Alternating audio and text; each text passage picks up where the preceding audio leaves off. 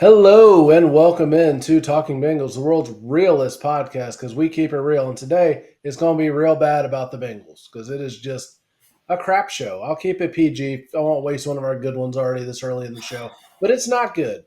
And the size and the sadness on everyone's faces will let everybody know that. If you're a Bengals fan, you already did.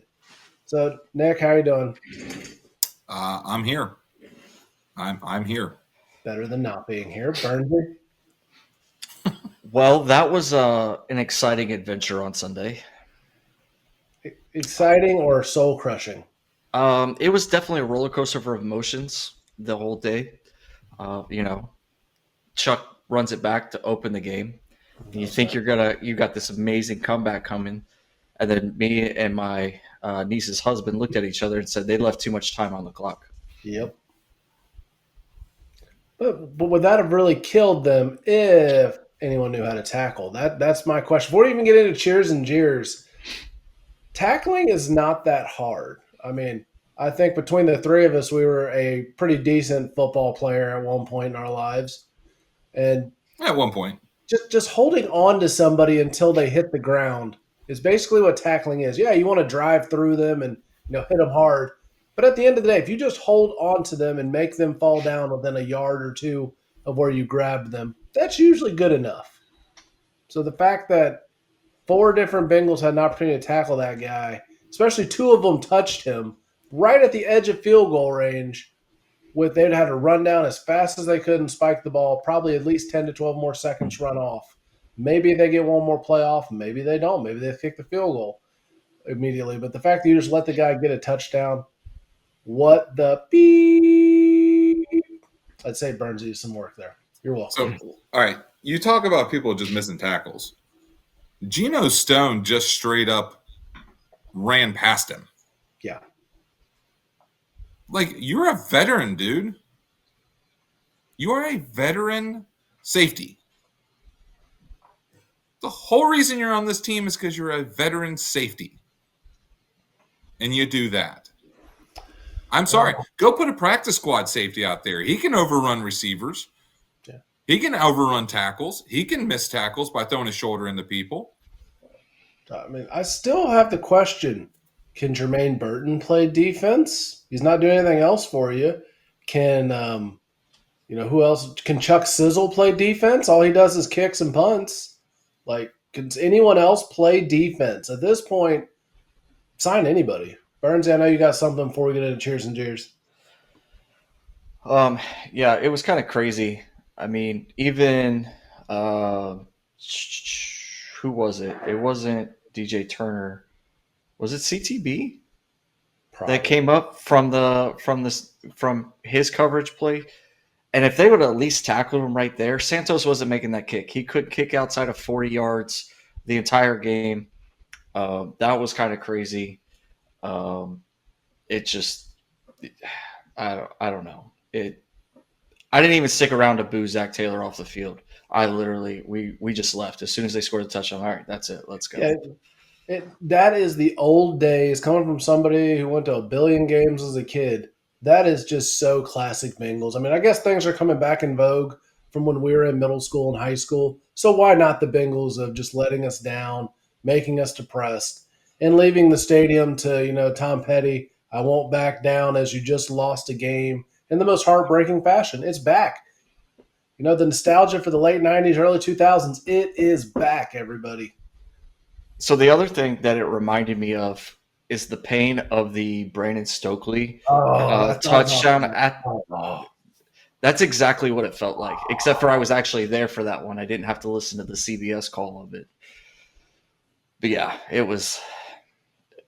God, that was terrible. So maybe the common theme is we just can't go to games anymore because there's always something heartbreaking. Because I was at the Stokely one, and yeah, I was so excited. Yes, they're gonna win. Oh, heartbreaking.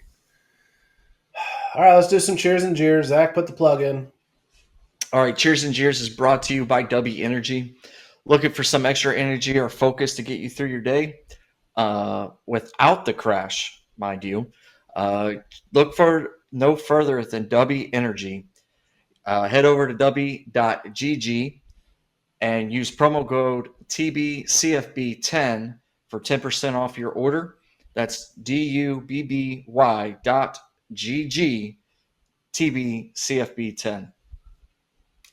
It is legitimate, people, and no, it is not cocaine. It is good stuff. So give it a try. Nick, go ahead with cheers and jeers. So I'll start with the good. Joe Flacco, coming out, having a career day. In his long NFL career, he threw for more yards in one day than he ever has. That deserves a cheer. So It does, yeah. Most by a good job 40-year-old. offense. Yeah, good job offense. Good job, Joe Flacco. Way to get your job done.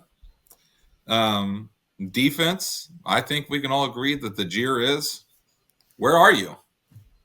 They don't exist. Did you dress up for Halloween as a ghost? I don't even know how to explain it. I mean, that the worst tackling I've ever seen, and I have helped coach Pee Wee football. Okay, That's bad. Pee Wee football, you either have kids who really want to play and they tackle really well, or you have the kids that they're afraid to tackle. And I love all of them the same. But, man, trying to get those kids to tackle well.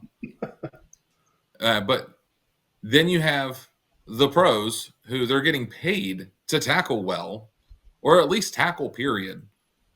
Wrap your arms around them, like you were talking about earlier. Wrap your arms around them and slow them down so your other teammates can come there. Right? Give them a bear hug. Act like you like them for a second. I don't know. Act like a kid coming to see their dad after a long day of work and, run up to your dad and give him a bear hug. Do that to the guy you're tackling. All right. So homework, Bengals defense. All right. Practice bear hugs. That'd be an easy one. I mean, I'm not going to name the guy, but he was a senior and I was a sophomore, and he ran over me really hard, but I grabbed onto him and pulled him to the ground. Did I get the worst end of it? Absolutely. Did it look funny and everybody laughed like, wow, you just got run over? Yeah, but I made the tackle. Like, hey, you got to do what you got to do, people.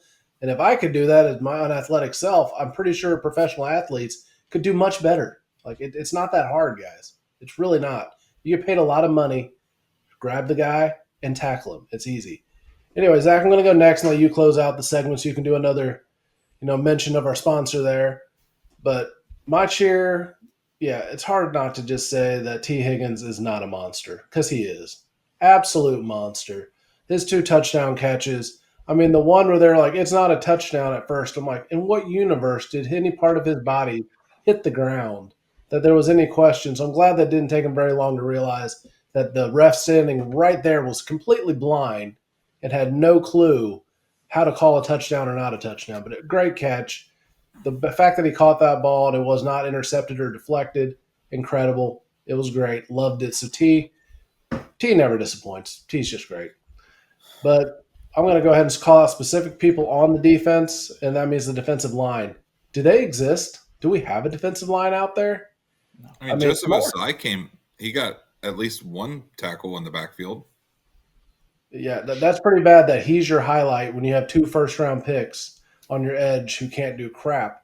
And the lack of accountability. So, Zach, sorry if I'm jumping anything you were going to talk about, but the lack of accountability from our defense. Shamar Stewart loved to be in front of the camera when he was whining about his guaranteed money.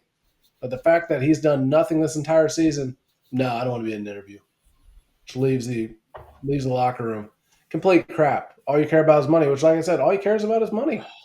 He doesn't care about football. So, defensive line, pathetic. Defense overall, pathetic. But I don't want to crush Zach's, ability to talk about stuff. Go ahead, Zach.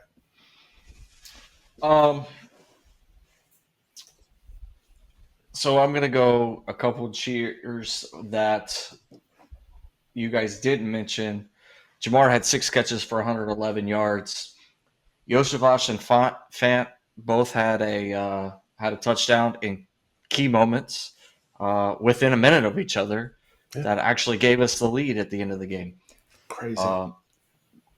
So Yoshi seems to be back. I know he was back down last week, but now he seems to be back again. So maybe something there.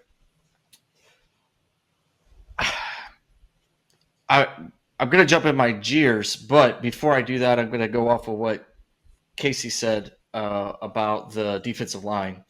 Uh, the bad part about it is yes, they got 2 sacks, but the first sack literally was they got to him, he got away, Caleb Williams that is, Yep. and he tripped over his own foot because it happened in the end zone I was at. I was like, he literally only tripped over his foot. That's the only reason we got a sack. Otherwise, he probably would have completed that pass too.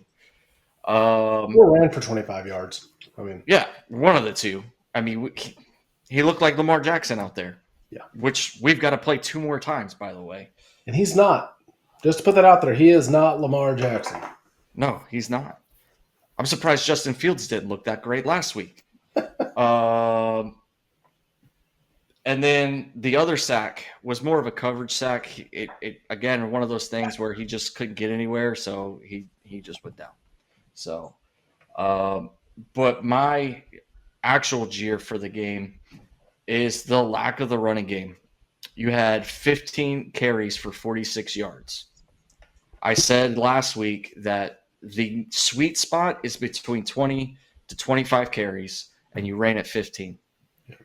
It doesn't open your passing game. Luckily, the passing game still worked out because, like Nick alluded to with Joe Flacco, threw for 470. Maybe he throws for 500. I'm just saying. Chase Brown had 37 yards total out on his 11 carries. So that's complete opposite of what we'd seen the previous 2 weeks. And for whatever reason, we just abandoned the run once again. So I praise Zac Taylor for his play calling on the passing game, but you got to do more in the run game.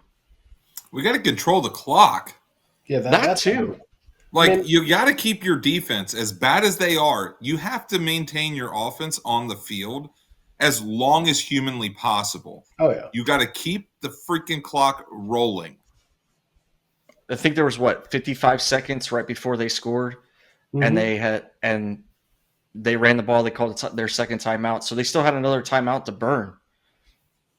Run the ball again, let them burn that last timeout, and then now you got 3rd down, 4th down. You could throw it. You still got the touchdown, but you're taking at least more seconds off the clock.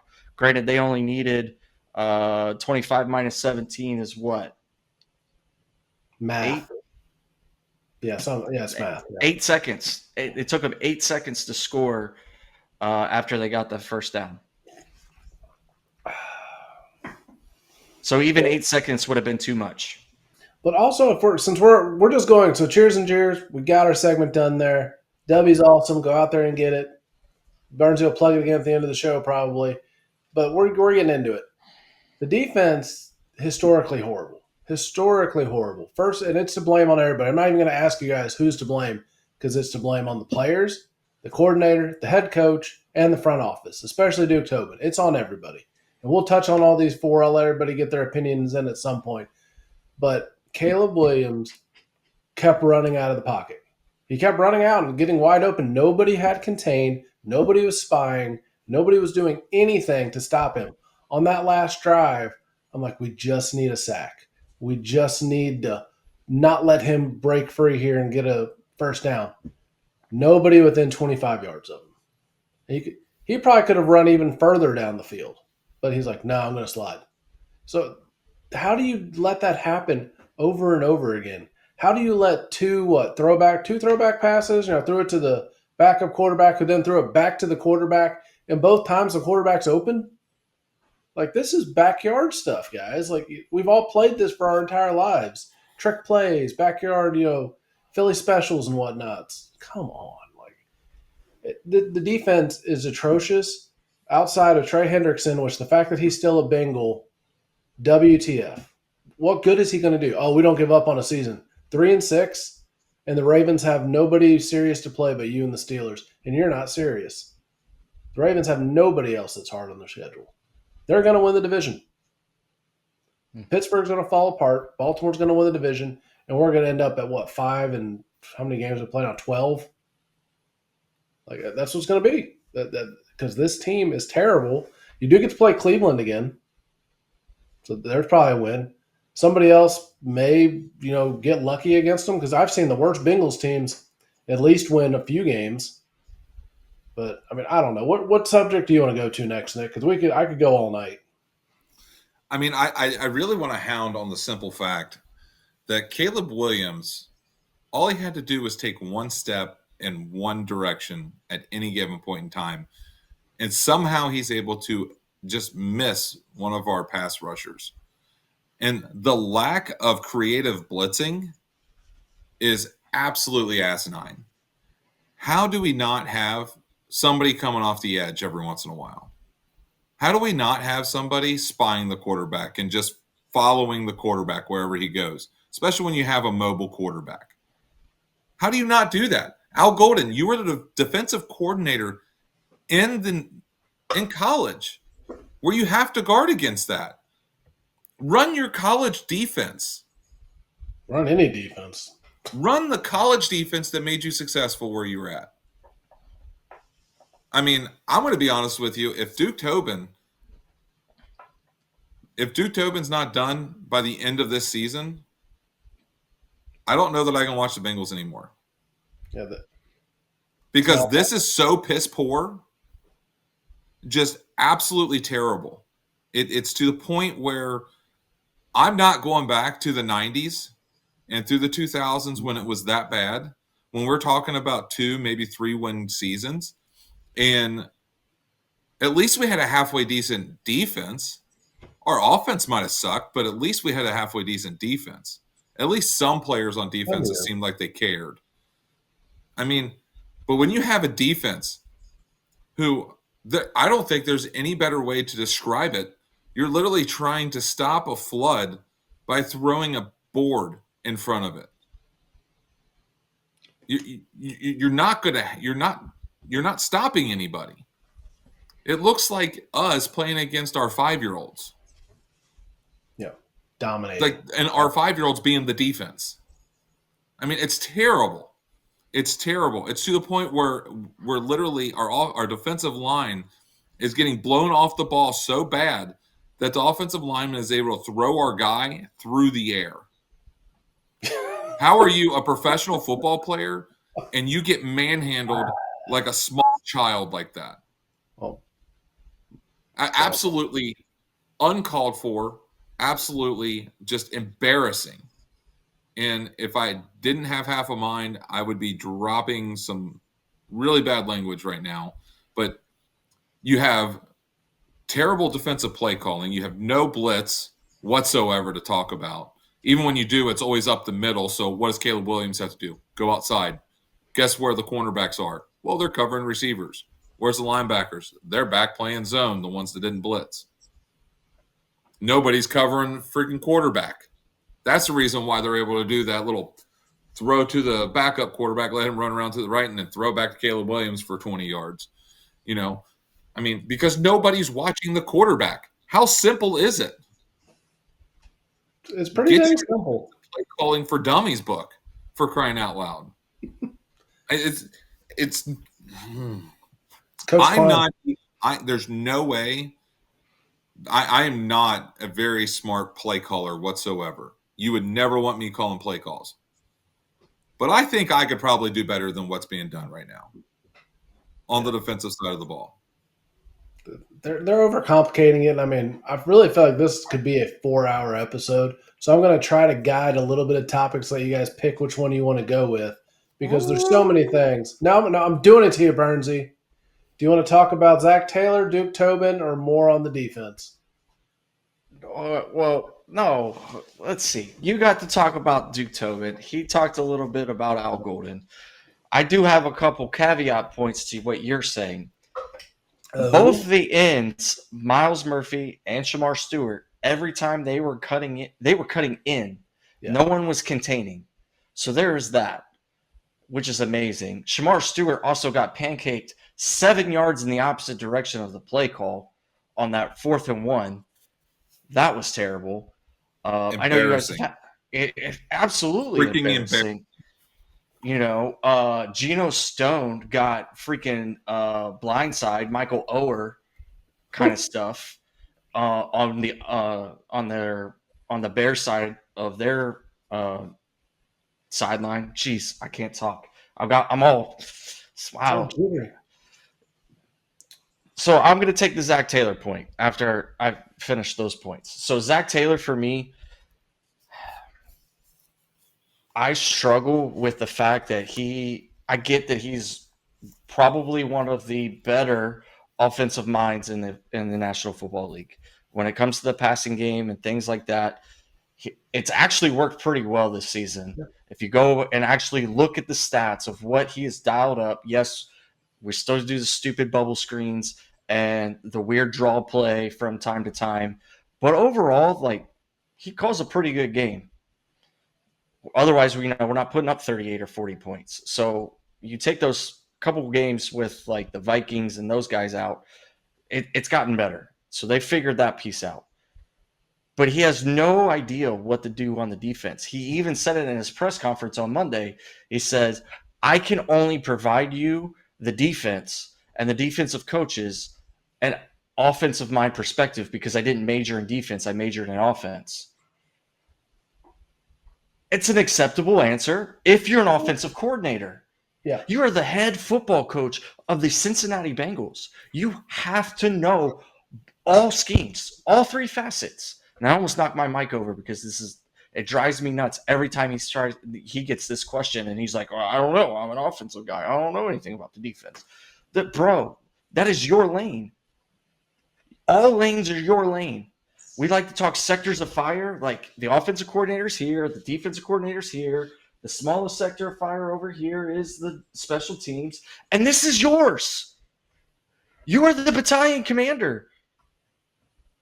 Act like it. He doesn't want to be, though. That's the thing with Zac Taylor is we hated on Marv at the end. And I know I've harped on it before. But how many games did Marvin Lewis lose the team in the playoffs because he got too conservative and tried to be that? But how many games did he win them by clock management, by knowing the rules that somebody else didn't know, by calling a timeout so they could throw a flag for 12 men on the field because they could go back and video replay it and look at it? Zac Taylor didn't even get the right freaking ball on the field for a kick. And I mean, I don't know. A ball's a ball to me. I'm not a kicker. I guarantee that they'd be like, well, it's not the same. It makes a big difference. It's a heavy the actual game ball that the offense plays with is heavier. It doesn't fly as well because it's designed to actually be able to be held and not be slippery. It's why a lot of times when it's wet, cold, the kicking ball is not as grippy. It's just so it flies better. Yeah, but I mean, the fact that you as the head coach didn't know that was going on, that's your job, like Zach was saying. You need to know everything. You have to be able to manage the team, not the offense. I guarantee he was already thinking, okay, what are we going to do on our next offensive series? That's not your job, bro. Zach did a great job of pointing that out. Your job is everything. And if you don't trust your offensive coordinator enough to call plays, then get a new offensive coordinator. Or if you want to be an offensive coordinator, step down as the head coach and say, hey, Mike, I really want to just be the offensive coordinator. I think it'd be best for not only the organization, but also me for my role is just to take over the offensive coordinator position and allow you to bring in somebody who is going to be more fit for the team to be a head football coach that knows all facets of the game rather than just specializing on offense. Well, next time Josh is able to join us, we'll ask him how that went when he was the offense coordinator at UC, because I'm pretty sure it didn't go well. But while we're still on the topic of Zac Taylor, I apologize because I had looked it up before and I was going to bring it, and then I got on the sectors of fire thing, which was good. I liked it. 7 years as the head coach at this point. 108 games so far, 49, 58, and 1. That's a 458 average win percentage. You want to hear what Marvin's record was in the first 7 years? 8-8, 8-8, 11-5, 8-8, 7-9, 4-11, 10-6. It was above average or better, or average or better, in 5 of those 7 years. And the And really we're bad on. one was without Carson. Yeah, yeah, yeah. Here's a thought. Okay, we know Marvin Lewis is a good head coach. We have a great offense right now. Great offense, right? Marvin Lewis knows people who know how to do defense. Why don't we bring Marvin Lewis back? Because it's not like he isn't liked, right? Now that they've actually built a team that he can coach. And maybe he can get back in and talk to Mike Brown and, Katie Blackburn and say, hey, guys, this is what needs to happen so that way we can win championships and make more money. Yeah. We put a better product on the field, we will make more money. You want to make money, so let's talk about making more money. How do you do that? Well, your football team's got to be good. Well, what happens when your football team is consistently good? You sell a lot more merchandise. Mm-hmm. People pay more for the tickets when they go to the games.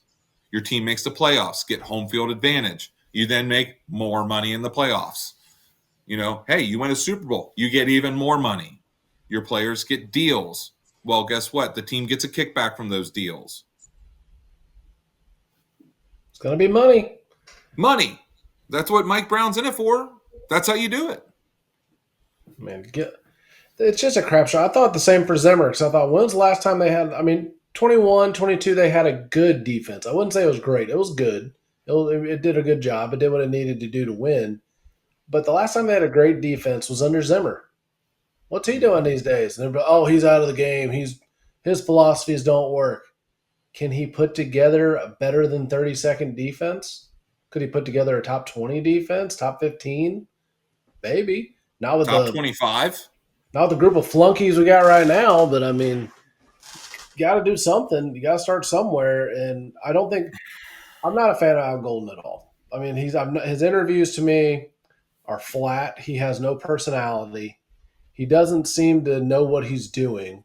Mo Egger cracked me up the other day talking about, does he telework all week and then come into the walkthroughs? Because the people are out of position and they're not lined up right.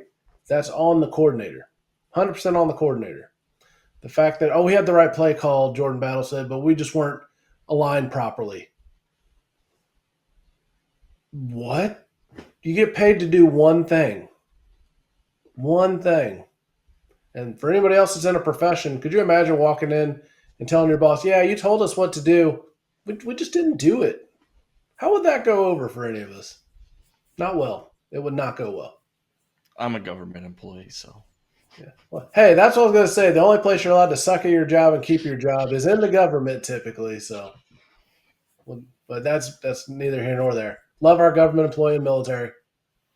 So, but just, man, I wish I had the job security of Duke Tobin because he should have been fired before.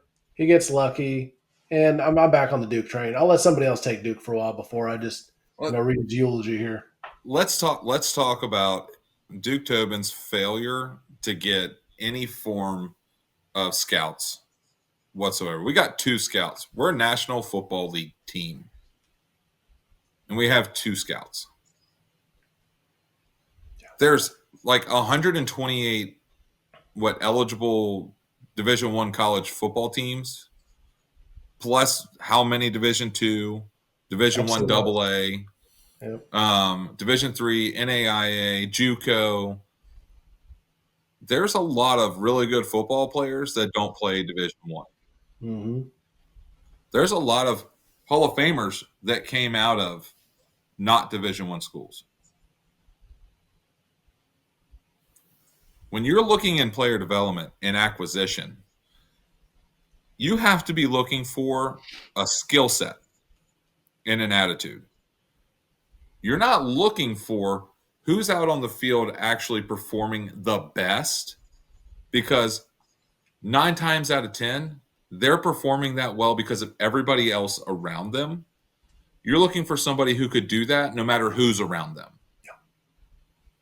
right? Like Jamar Chase, all he needs is a quarterback to throw him a ball. T. Higgins, all he needs is a quarterback to throw the ball in his general vicinity. Yep. Like within 10 yards. Okay? I mean, like, I'm just saying, like, Joe Burrow is, yes, he's a generational talent. Okay? I cannot doubt any part of that. But what Joe Flacco has done coming in as a 40-something-year-old and being able to put up these numbers that Joe Burrow has been putting up, it goes to show you how talented those wide receivers really are. Their skill sets are really that imperative to this offense. Now, we need to find people like that on defense. We need to find people like that are ready to go play on defense. Cornerbacks that can cover a wide receiver. A slot back who can actually blitz like a Mike Hilton, who can come in and tear up from the backside. That looks like they're going to actually cover the slot receiver, but instead they actually go in and just sack the quarterback. We need defensive ends that can actually get home, right? At this point, screw Trey Hendrickson, trade him, get as much as we can out of him. Too late. Yeah. He doesn't want to be a big gone. Deadline's gone. Deadline was at 4:00 today. So That's stupid. It was stupid. Malpractice. It's stupid. It's bad management. And that goes all the way up to the top. It does. I mean, so something I just had to Google because I couldn't remember how long Duke Tobin has been the director of player personnel. Do either one of you know? 1999. 1999. That is correct. I thought it was mid-2000s, but no, 1990 freaking 9. And was he making all the decisions back then? No, probably not. But basically, since 2010, at least, he's been making the majority of the decisions. So I want to do an exercise real quick, and I know Zach's got other thoughts, so I'm sorry to step on you for the second time tonight. But think about from 2010 to now, name draft picks that were good. Dalton, Heck, name anyone you Green. remember. Okay, Dalton, so Green. Green was a no miss. Like, you couldn't miss. He was what, number 5, number 3, something like that. Yeah. Like, and they were basically the precursor to Chase and Burrow, just an opposite, or Chase or Burrow and Higgins, just opposite order. So, who else? I thought Marvin Jones was a decent draft pick. Bolin got a second contract, and he's the last one on the offensive line to get a second contract. Was Witt a draft pick? Yeah, but he was pre-2010. Okay. Otherwise, yes, he was a great pick. I mean, Geno Atkins is the one he always hangs his hat on. I found Geno Atkins in the 3rd round. Geno Dunlap was what, 2008? No, he'd been 2009. So you guys remember all this stuff. I But barely remember what I had for breakfast. How hard is Zach having to think about this? That's my point. Well, we got 5 players, and then you can say, Burrow, Higgins, Chase, but those are your 3 guys that you remember. McPherson, he's fine now. He's not what we thought he was going to be. He's fine. He's a serviceable kicker. But so I was going with 2010 to 2019 in my head. I wasn't thinking 2020 to now because we could beat that to a dead horse just in the last 6 years of what they've done. But John Ross was a miss. Mm-hmm. William Jackson III, another miss. Let's see, who else did we draft? Darqueze Dennard. Did we draft Dre? Yeah, Dre. We drafted Dre. First round pick. I mean, I'm going to lightning round here in a minute because I have a crap ton of them in my mind. We're going to talk about Dre's son in our next podcast. Make sure you listen to Talkin CFB. Oh man. Anyway, but if you look at the last 6 years, right? I think you add DJ Turner to that mix. I Yeah. still think he's a really good pick. I think he's a good player. I think he was just burnt out for doing everything for the defense yesterday or on Sunday. I think Dax Hill, once we figured out that he wasn't a safety and he's more a true corner, I think that one worked out Yeah. because For the most part. he's played pretty well in the last couple of seasons, minus the injuries. Yeah. I'm trying to think. Obviously, you mentioned the other three. Mims, I think it's still out in the air for him. Mhm. Yeah, Jerry's OBJ definitely wasn't a draft pick. Trey wasn't a draft pick. Um, these That's rookie it. linebackers, the rookie linebackers are 82nd, 83rd on rookie linebackers that are playing snaps right now out of 85. 85 linebackers, 82 and 83. That's how bad it is. But we trusted them over a guy like Logan Wilson. Before we get into the Logan Wilson conversation, which will be our next little pivot here, didn't we all come out of the draft feeling like this is the worst I've felt about a draft? Like I have zero optimism because I remember I was so down and I was like, I don't see it. I really don't. And I was freaking right. So were you guys. Like Demetrius Knight is an old man for a rookie football player, and he is terrible. Absolutely terrible. You brought this guy, he's going to be ready to start. He's got experience. So not only do you have a guy with a short shelf life because he's older, he's not good. Just blows my mind. But I know Nick's fighting back the tears right now. I guess let's get into the Logan Wilson conversation. Nick, what are your thoughts on your man crush? I'm happy to see him go for him. Yeah. I'm happy to see him go because he's going to be utilized in another defense appropriately, and he's going to have other people around him where he's not going to have to shoulder everybody else, and he can focus on his own responsibility. A lot of the things that caused him to look bad so far this season and last was simply trying to make up for other people's lacking on their job. I mean, he's going to have an ability to play on a defense where he's not the only person who knows what they're doing. Close, because the Cowboys are pretty bad good, too. good for Logan Wilson. Bengals, I think we beat that horse.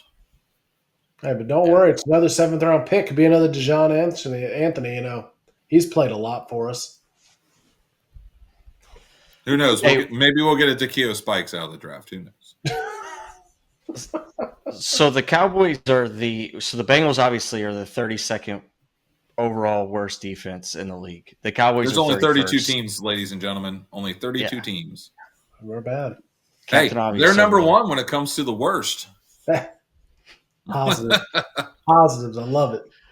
All right. So the Cowboys are 31st. So he's not going to a much better defense. However, they did make a couple other acquisitions to help them potentially out. A guy like Williams, who I wanted in Cincinnati to help our defensive struggles, goes to the Cowboys with Logan Wilson. So maybe they do get better. I don't know. I mean, it's possible. I mean, I don't know. Like I said, we could spend 4 to 5 hours on this. We're going to have the rest of the season to talk about it too, because it will not get better. It may get a little bit better if Trey comes back, but if I was Trey, I'd say I'm hurt. Not that I don't know. I have different personal views and integrity. I'm not saying Trey doesn't, but that's his livelihood. Do you really want to get hurt for a team that wouldn't even trade you to give you a potential to go somewhere, who didn't value you enough to let you play long, pay you for a long-term contract? Or do you just want to sit out November and December and get a huge contract from somebody else that's a competitor next year? I mean, what's the point of him coming back if you're thinking solely from his perspective? Well, to your point, I'll raise your bet there, and let's talk about Joe Burrow. Why would I want to come back right now?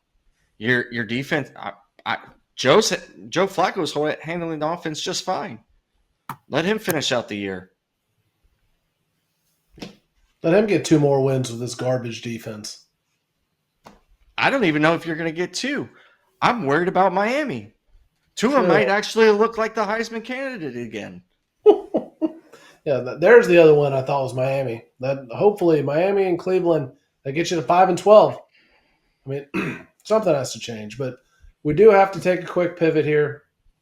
A Bengals legend, sports broadcasting legend, passed away. Bob Trumpy, still the Bengals' all-time leading receiving tight end.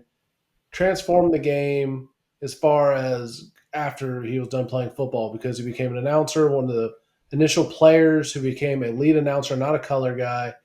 Did radio shows for years, personality, called the Olympics, called everything you can imagine. Just an adamant professional. From I never met the guy, but everyone that did said he was a fantastic human being, somebody you wanted to be around, and would help anybody you could. So, boys, anything you want to put out there about him? Prayers to his family, and may God be with him. Bernsey? Yeah. I don't. There's not much more to add to that. It's just it sucks. Life is short. We only get so much time on this earth, and so if he believes in a higher power, hopefully he made right with him before that final moment, so that way he can live eternally where he's supposed to. And I do want to say one other thing. We've already been indicting the entire organization. For shame, front office. For shame. The fact that you did not put him in the Ring of Honor. The fact that no one's listening to Mo. Why is Mo Egger not just running the team? I really want to put that out there. Mo for next GM. Because his stuff is hilarious but accurate. He wants to be what is he called? I can't. Some position where basically he's the GM of common sense. So when dumb stuff is happening during the game, he just says, hey, guys, this seems dumb. We probably shouldn't do this. But he also made the call this offseason of why won't the Bengals just put all of the old guys in the Ring of Honor this year? They're all going to make it at some point. Just put everybody who's, pre-1990 into the Ring of Honor. That way nobody gets missed like poor Trumpy's going to get missed now. He's going to get in, and it's going to be his wife, kids, people like that, which is great. But he should have been there.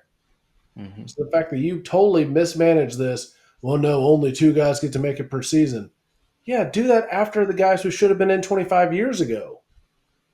Let them in. All of them in at once would make sense. They just started at what, 2017, 2018? I think it was 2021. Like literally 2021 was like the first year, I'm pretty sure. Because they did the 50th anniversary in 18. That was yeah. Or 17 or 18. 17, because I was at that game, actually. They played the Texans. And lost, right? I don't remember. Regular season we won. Postseason we lost. That would be an 11-12. 17, we didn't make the playoffs. Anyways, though, that's how crappy being a Bengals fan is. You can't remember how many playoff seasons you have, but I don't know. I'm kind of with Nick on this one. If they keep Duke Tobin around, they keep Zac Taylor around. I mean, Zac, like I said, he's got some good things he's done. Not a good head coach. I don't know how you continue to support this team. And yeah, people say, well, you're not a true fan. Bullcrap. I lived through the 90s. I would live and die, willingly fist fight people over being a Bengals fan. I'm too old for that crap. I have too many real life things to worry about to sit here and believe in childhood fantasies. And maybe that's me indicting the rest of the fan base. Did you ever grow up? Did you ever realize that, this isn't fun when this is this mismanaged? And the fact that, you're like, oh, but I love this team no matter what. Yeah, I'm not going to go start cheering for anybody else. I'm just going to find better uses of my time. That's a really sad note. Yeah. Yeah. Yeah. I mean, really hits home. I mean, especially, when you have season ticket holders calling in, trying to tell them like, hey, I don't want to be a season ticket holder anymore. And they're like, well, why not? Are you just a fair weather fan? Like, no, I just don't want to waste my time and money on a failing organization that if it wasn't a football team that had, hundreds of thousands of fans, you still wouldn't be in business.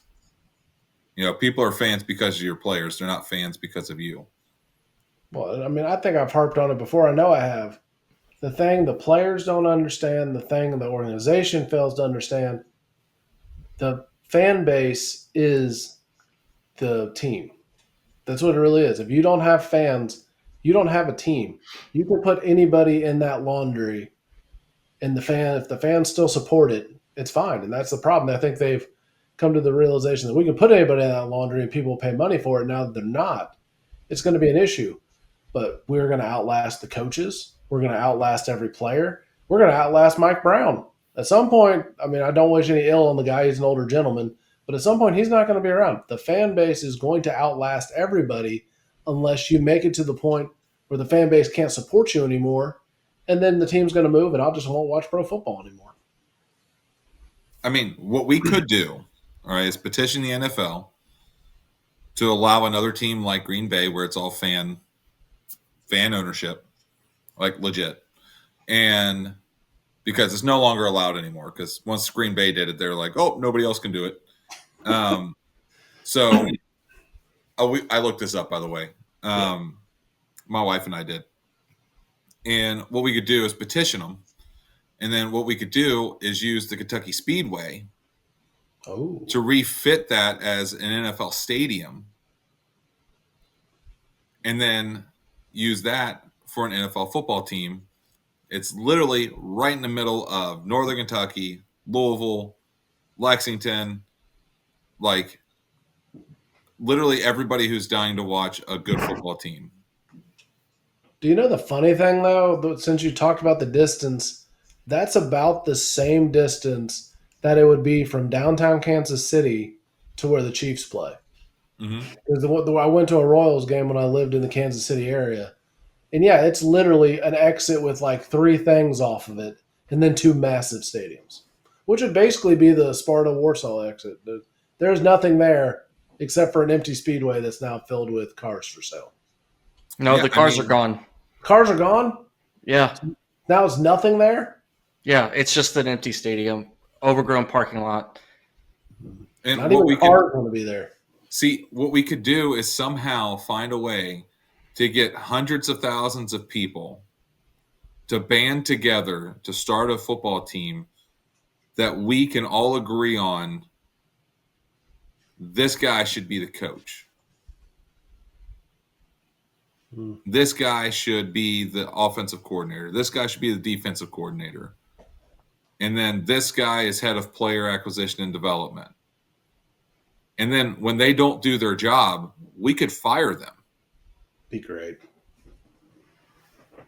But, of course, the NFL is never going to allow that to happen because, nobody can do what Green Bay did because it's Green Bay.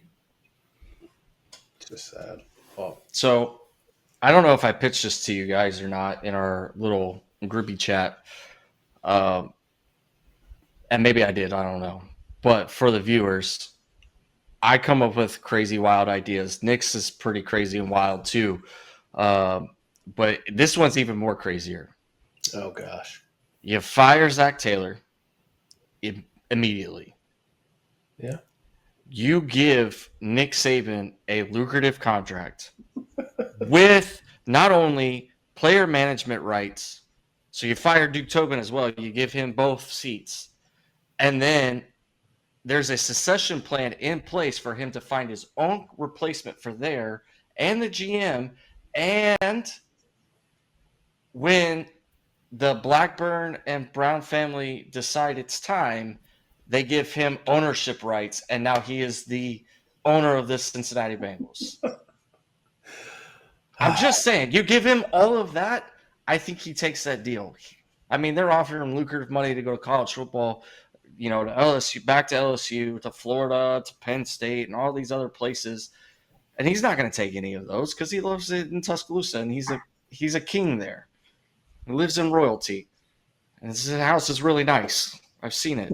Not in a creepy way, but just definitely a creepy way. Don't all sue of you me. Bama fans. All of you Bama fans are creepy. Oh god. No, I can actually get behind that idea. I mean, just bringing Nick Saban out of retirement, just in general. The man is a great football coach. You can't put that down. Yes, I'm a Tennessee fan. Okay, and I'm saying this. Nick Saban is one of the best coaches to ever be a coach in college football. And he can get an opportunity to redeem himself in the NFL. After the Miami debacle? Yeah. Yes. Yeah. And Cincinnati would be a perfect place to do it because where could you be? I mean, really, can it get worse? I mean- don't threaten me with a good time. Can it get worse? It can. Nick, Dick LeBeau, Bruce Coslin, Dave Shule. Our defense wasn't even this bad then, Casey. No, it was. There was No. a couple of those years where it was. It was He's not horrible. wrong. Like, our defense right now can't find their way out of a wet paper bag. Okay. Do you not remember 1998, 2002, some of these years where they couldn't win a game until the end of the season? But that was a lot of the offense, Casey. It was a mix. It was definitely more of a The mix. defense actually made tackles. They did, and but hit that was people. also. Can we bring back Vontez Perfect? What is he doing? I know I would bring him back in a heartbeat right now just to see somebody hit somebody. There's a fake Twitter account that is similar to his, and it says Vontez Burner as the name, and I follow it on our Talkin Bengals or X, and it is the funniest thing. He goes, "I'm driving southbound 75 right now." I was like, "Let's Sign go!" him up. I'll Sign bring him up, him. coach. Bring him. I just want to. I don't care how many personal fouls he gets at this point. Just beat the crap out of another team. I miss that, and that's the thing. Our defense is soft, and I get it's a new era. You know, you can't hurt people like you used to be able to do. But that's the last time the defense was good is when you had guys like Vontez. Yeah, did he cost us a playoff game? Him and Jeremy Hill, yeah. I'd definitely say they did. But he also won us the football game, and then Jeremy Hill screwed it up. So, I mean, to be fair, but he was the best linebacker we've had in how many years? I mean, he's the best linebacker since Simmons. Keo Spikes, probably. Takeo Spikes and Simmons. Simmons, yeah. Since then, he's been the best linebacker. Nobody even Brian compared. Simmons, that's his name. Yeah, Brian Simmons and Takeo Spikes. Yep. Yeah, I used to love those guys. I hated it when Takeo Spikes went to Buffalo. Yeah, but man, all these people that left seem really smart. Hey, Hey, go Lions, right? Yeah. I just looked it up for 2002. The Buccaneers scored 35. That was a 35-7 game. The Buccaneers won a game when it was below 30 degrees. Yeah. Week 14, Carolina scored 52-31. The rest of them really aren't like crazy lucrative scores. Like some of these games, they're actually being competitive.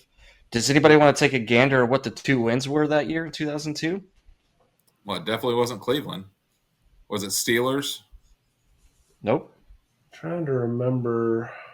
Was I it remember Baltimore, one of though? them was a total garbage end of season win, like second to last game. You're on to something. I want to say Cleveland. It is not Cleveland. No, It's- that year we lost to them twice. That one was an NFC team. Was it the Arizona? Giants? No, neither. Falcons? NFC South. Falcons? Dallas? They're not in the South. South. They're in the East. They're in the weird East. Carolina?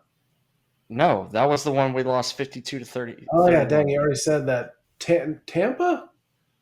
Nope. New Tampa Orleans. 35 Had seconds. to be New Orleans then. Hey, Yes, New Orleans 20-13 in if I week guess 16. all 4, I'll get it right. All right, so week 9 of that season, it's another South team, but in the AFC side. Jaguars. Nope, No. Tennessee Titans. Both wrong. Colts? Nope, there's one left. Dang it. Texans. The inaugural Houston Texans, Oh, gosh. 38-3. Oh, good old David Carr. Who had more sacks than Joe Burrow at one point, or had been sacked more than Joe Burrow at one point. I was about to say, when did Joe Burrow get a sack? Hey, Jamar Chase still has more. He probably has a tackles better- than our defense. That's what I was going to say. If he threw as many interceptions as Browning did, he'd probably still have more tackles than for freaking Shamar Stewart right now. Most of our defense. Oh, I God. still think he has more tackles than most of the defense. Yeah. I think we have to wrap this up at some point. I mean, this is one of those episodes we could literally go on forever. All Let's day, go. son. Yep. All day. So, closing thoughts. Who wants to go first? Defense, read How to Tackle for Dummies. Or just practice bear hugging each other. Something. 2-day. Bernsey? Well, if you haven't checked out our sponsor yet, go to dubby.gg, dubby.gg for all your energy needs. Promo code is TBCFB10. So follow us on all of our social media platforms if you don't already. The YouTubes could definitely use some love. Like, follow, subscribe, share. What else? It is 10:23 Eastern Time, and Zac Taylor, Duke Tobin still both have jobs. It's pretty crazy. Al Golden even still has a job, mind you. So there's that. We love you guys. We appreciate everything you do to support us. Continue to support us. Yeah. Casey, take us home. Yeah, so even though you may stop supporting the Bengals, you should continue to support Talking Bengals because we're here for you. We plug that and we say that jokingly, but we're also serious. We're fans. We're just as ticked off. Join the show. Send us some comments. If you may say something funny enough or profound enough, we'll probably mention it here on the show. It is just football, though. At the end of the day, there's much more important things going on. And if you start to get so much less joy out of this that you don't even want to watch, that's okay. It is your life. You have no obligation to continue to watch this dumpster fire of an organization just run themselves into the ground. But That you can being also said- just play our podcast and mute it and just get us a view.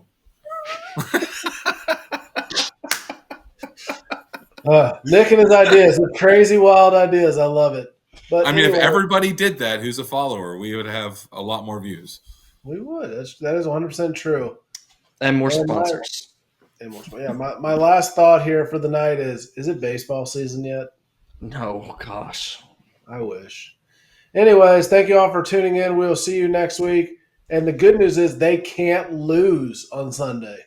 Actually, I saw the spread. It's 14.5 underdogs. Bye week wins again. All right, we're out of here. Hoo day. Through Who day. dey?